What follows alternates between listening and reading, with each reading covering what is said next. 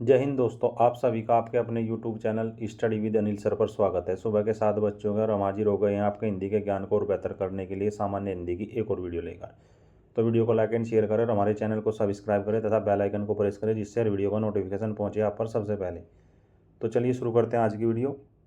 हिंदी वर्णमाला एवं विराम चिन्ह। क्वेश्चन है, निम्न में से कौन सा व्यंजन स्पर्श संघर्षी है? ऑप्शन 1 ज, ऑप्शन 2 र, ऑप्शन 3 ह, ऑप्शन 4 स। तो स्पर्श संघर्षी व्यंजन कौन से होते हैं? वे व्यंजन जिनका उच्चारण करते समय मुखांगों द्वारा स्पर्श भी हो तथा हवा को बाहर निकलने में संघर्ष का सामना करना पड़े, उसे स्पर्श संघर्षी व्यंजन कहते हैं, जो निम्नलिखित है: च, छ, जा और झा। ये 4 व्यंजन स्पर्श संघर्षी में आते हैं, अतः आपका आंसर है जय स्पर्श संघर्षी व्यंजन है। नेक्स्ट क्वेश्चन,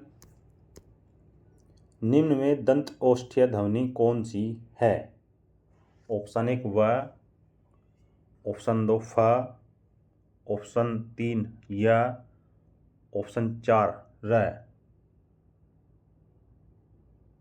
दंत औष्ठ्य व्यंजन कौन सा है? तो निम्न में दंत औष्ठ्य व्यंजन वह है।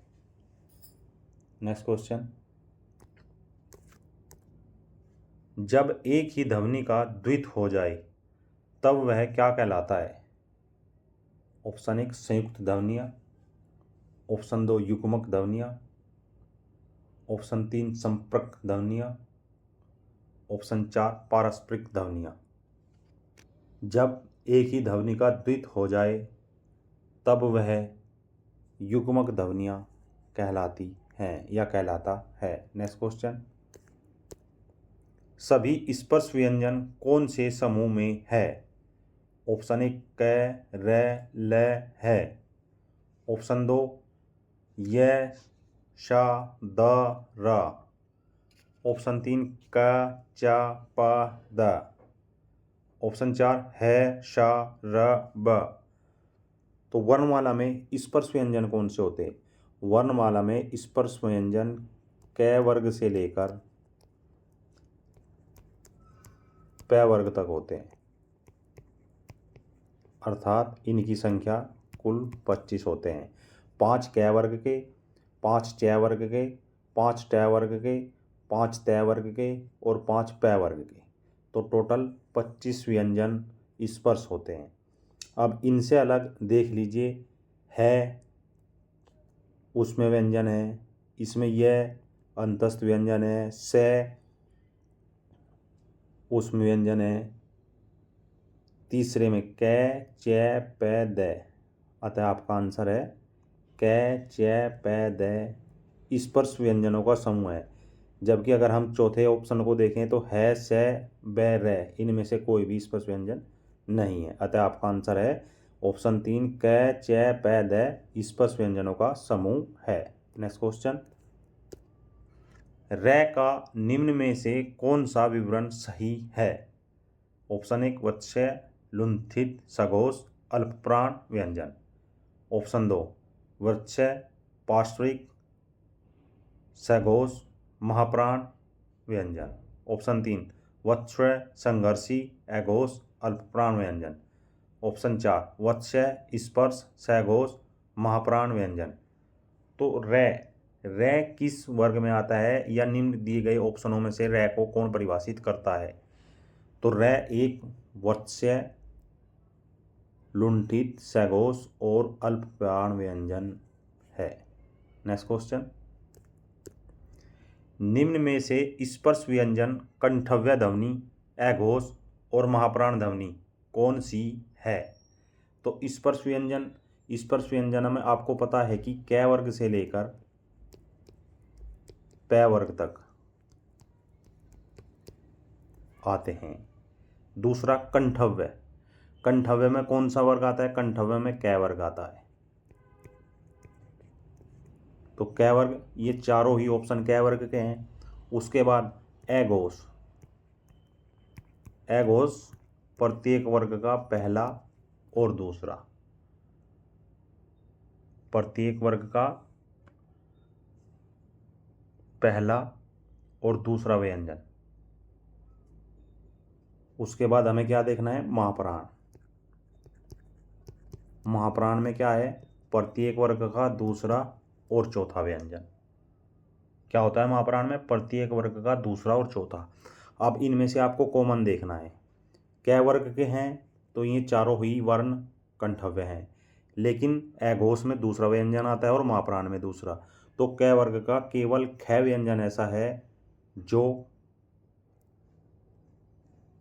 कंठव्य ध्वनि, अघोष ध्वनि, महाप्राण ध्वनि और स्पर्श व्यंजन चारों को पूर्णतः संतुष्ट करता है। नेक्स्ट क्वेश्चन, अंतस्थ और उष्म वर्ण कितने हैं? Option 1 6, option 2 8, option 3 9, option 4 7। तो अंतस्थ व्यंजन कितने होते हैं? अंतस्थ व्यंजन होते हैं 4, या, रा, ला, वा। और उष्म व्यंजन शा, शा, छोटा सा और हा। तो इनकी संख्या कितनी हो गई, 4 ये और 4 ये हो गए आपके 8। अतः आपका आंसर है 8। नेक्स्ट क्वेश्चन,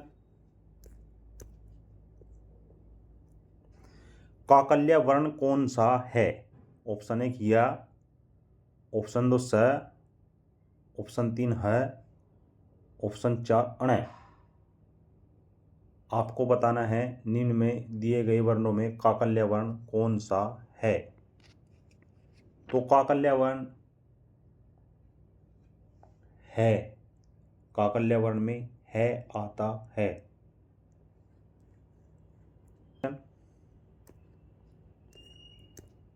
हिंदी वर्णमाला में छ से ड के बीच ठीक बीच में कौन सा अक्षर है? ऑप्शन 1 ठ, ऑप्शन 2 या, ऑप्शन 3 ढ, ऑप्शन 4 झ।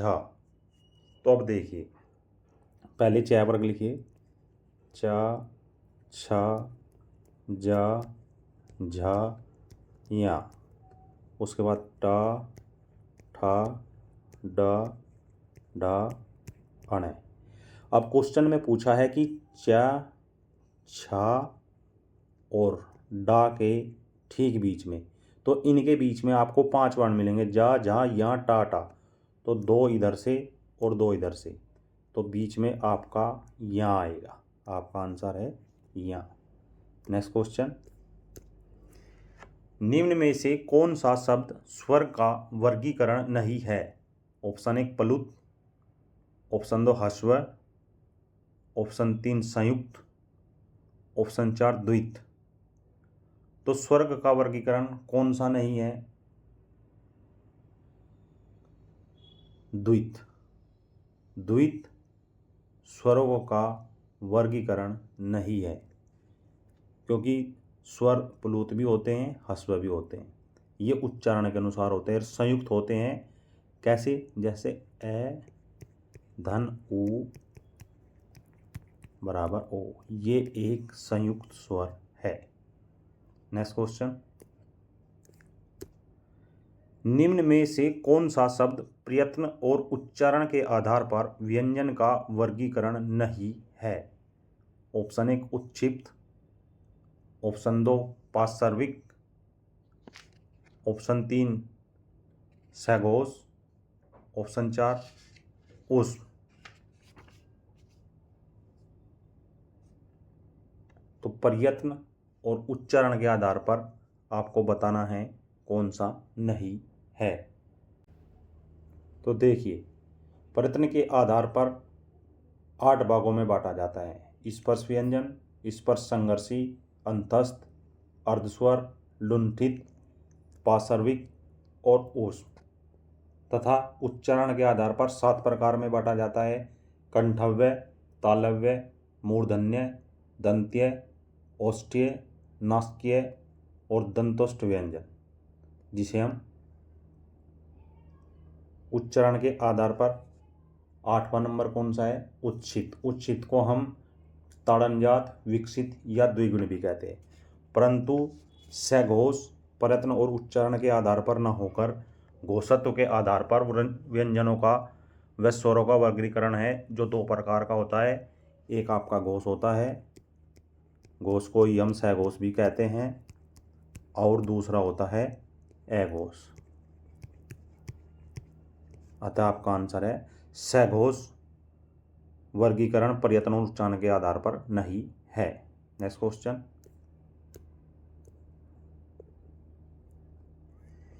जिस व्यंजन ध्वनि के उच्चारण के समय स्वर तंत्री में कंपन होता है, उच्चारण स्थान के आधार पर ध्वनियों के वर्गीकरण में उसका क्या स्थान होता है? ऑप्शन 1 मूर्धन्य, ऑप्शन 2 वस्त्य, ऑप्शन 3 काकल्य, ऑप्शन 4 कंठ है। तो जिस व्यंजन ध्वनि के उच्चारण के समय स्वर तंत्री में कंपन होता है, उच्चारण स्थान के आधार पर ध्वनियों के वर्गीकरण में उसका स्थान काकल्य होता है। नेक्स्ट क्वेश्चन, निम्नलिखित में से कौन सा वर्ण तालव्य नहीं है? ऑप्शन 1 छ, ऑप्शन 2 कै, ऑप्शन 3 च, ऑप्शन 4 झ। तो तालव्य वर्ण में च वर्ग आता है। अब च वर्ग का छ यहाँ पर है, च है, झ है, परंतु कै वर्ग कंठ में आता है। नेक्स्ट क्वेश्चन, निम्न में से विसर्ग का उच्चारण स्थान कौन सा है? ऑप्शन 1 कंठव्य, ऑप्शन 2 ओष्ठ्य, ऑप्शन 3 तालव्य, ऑप्शन 4 अनुनासिक। तो विसर्ग का स्थान कौन सा है? कै वर्ग कंठव्य में आता है,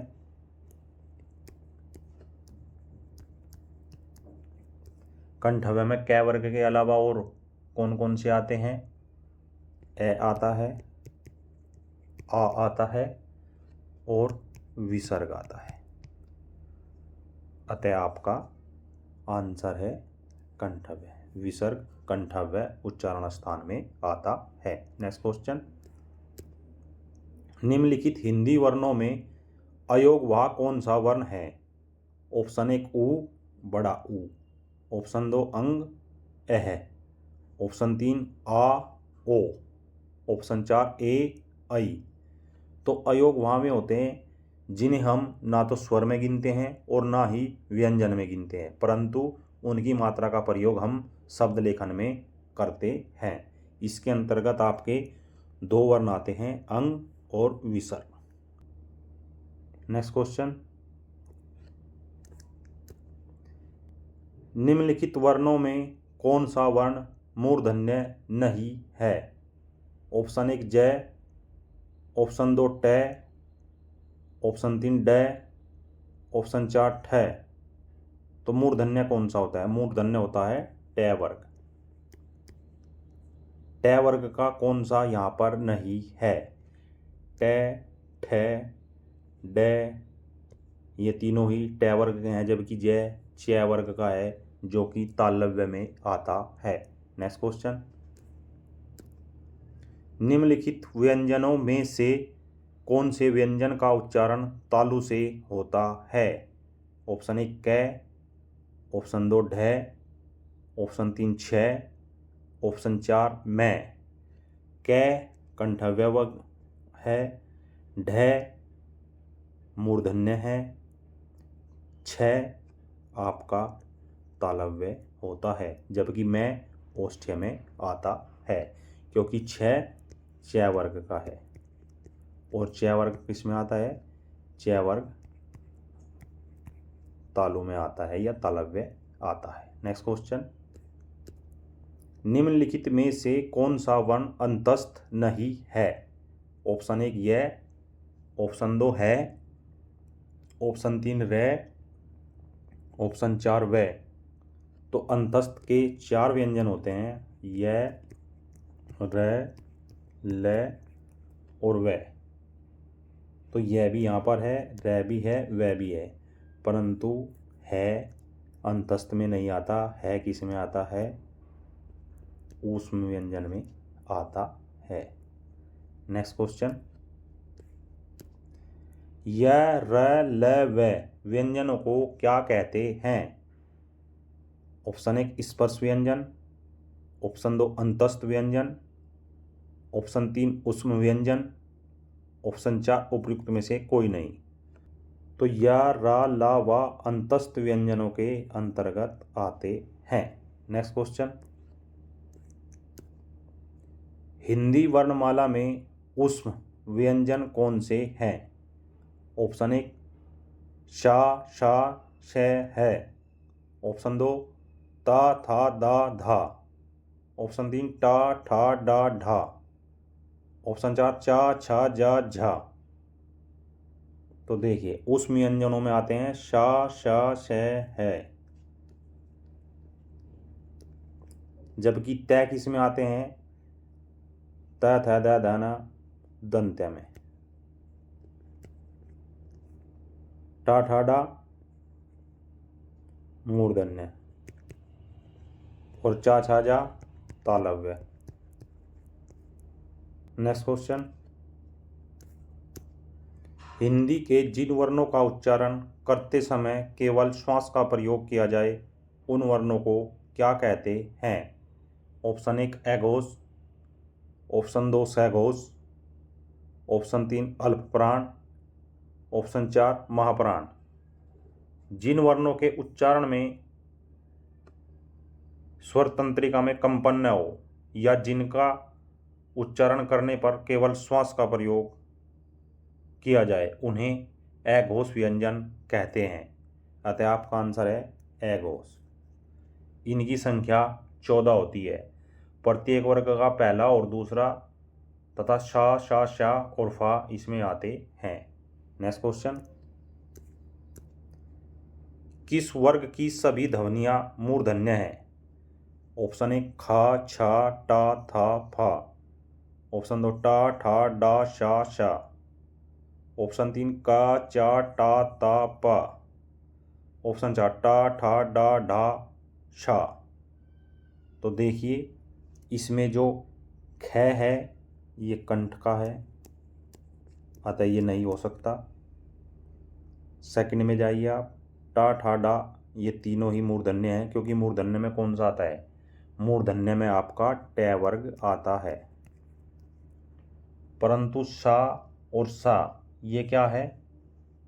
क्या ये भी इसी में आएंगे? नहीं, ये आपके महाप्राण व्यंजन है और आपके सा जो है ये तालव्य में आता। पै किस में आता है? पै ओष्ठ्य में आता है। टा, ठा, डा, ढा ये चारों के चारों ट वर्ग के हैं। और शा किस में आता है? शा भी इसी में आता है। अतः आपका आंसर है मूर्धन्य। मूर्धन्य में और कौन कौन से आते हैं? रीरी मूर्धन्य में आता है और 2 उत्क्षिप्त व्यंजन, ये भी आपके मूर्धन्य में ही आते हैं। नेक्स्ट क्वेश्चन, निम्न में से एक शब्द में महाप्राण व्यंजनों का प्रयोग नहीं हुआ है। ऑप्शन 1 खींच, ऑप्शन 2 झूठ, ऑप्शन 3 घाघ, ऑप्शन 4 जोगन। तो अब हमें पहले ये पता होना चाहिए कि महाप्राण वर्ण किसे कहते हैं। जिन वर्णों का उच्चारण करते समय मुख और नाक से समान मात्रा में वायु बाहर निकले उन्हें महाप्राण व्यंजन कहते हैं। जैसे प्रत्येक वर्ग का दूसरा और चौथा वर्ण महाप्राण कहलाता है। अब पहले शब्द में ले लीजिए आप। पहले शब्द में ख दूसरा है, चा, छा, जा, झा, झा चौथा है, तो ये तो दोनों ही महाप्राण हो गए। अब इसमें आ जाइए झूठ में। झूठ में झा चौथा है और टा, ठा, ठा दूसरा है। घाघ में तो दोनों ही चौथे हैं। जोगन में जा पहला है, गा तीसरा है और ना पांचवा है। अतः इसमें महाप्राण व्यंजनों का प्रयोग नहीं किया गया है। तो किन का प्रयोग किया गया है? ये अल्पप्राण व्यंजनों का प्रयोग किया गया है, क्योंकि प्रत्येक वर्ग का पहला, तीसरा और पांचवा अल्पप्राण व्यंजन कहलाते हैं। नेक्स्ट क्वेश्चन, निम्न में ह्रस्व दीर्घ और प्लुत किसके प्रकार हैं? ऑप्शन 1 संधि, ऑप्शन 2 व्यंजन, ऑप्शन 3 स्वर, ऑप्शन 4 उपयुक्त में से कोई नहीं। तो निम्न में ह्रस्व दीर्घ और प्लुत स्वर के प्रकार हैं। नेक्स्ट क्वेश्चन, निम्न में से संयुक्त स्वर कौन से हैं? ऑप्शन 1 ए आई, ऑप्शन 2 आ बड़ी ई, ऑप्शन 3 ए ओ, ऑप्शन 4 उपयुक्त में से कोई नहीं। तो इनमें संयुक्त स्वर ए और आई है। आ और ई मूल दीर्घ स्वर हैं। ए ओ इनमें ये संयुक्त है, ये संयुक्त नहीं है, ये मूल स्वर है जिसको हम उदासीन स्वर भी बोलते हैं। और उपयुक्त में से कोई नहीं, ऐसा नहीं है। ए और आई किस किस से बनते हैं? ए प्लस धन ई बराबर ए और ए धन ए बराबर आई। ठीक है, तो दोस्तों ये थी आज की वीडियो। मुझे विश्वास है कि इस वीडियो से आपको अपनी परीक्षा की तैयारी को और बेहतर करने में अवश्य सहायता मिलेगी। जय हिंद, जय भारत।